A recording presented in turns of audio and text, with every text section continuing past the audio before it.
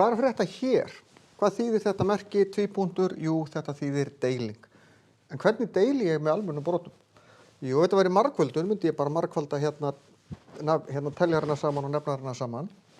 En til þess að breyta deilingu í margföldun, þá sný ég aftar að brotinu við.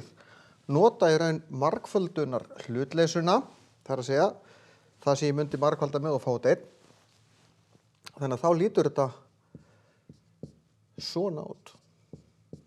Ég er búinn að taka þetta, setja tvistin upp og setja ásinn niður.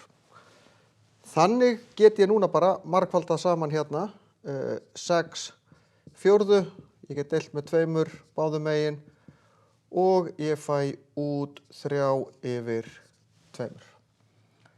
Það er nefnilega þannig að, og ég kom með tölu sem er stærri en 1, ég mætti skrifa þetta líka sem 1,5.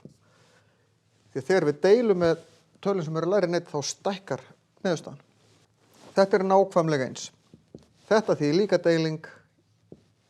Ég skrifa fyrra brotið eins og það er, ger ekki neitt.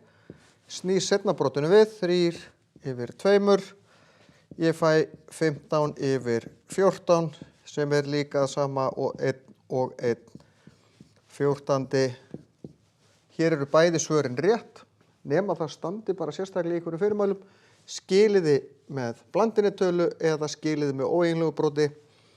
Blandintalið óeiginlegt brot hér, það breytir ekki öllu. Það er ekki þannig að við fáum alltaf tölu sem er stærri en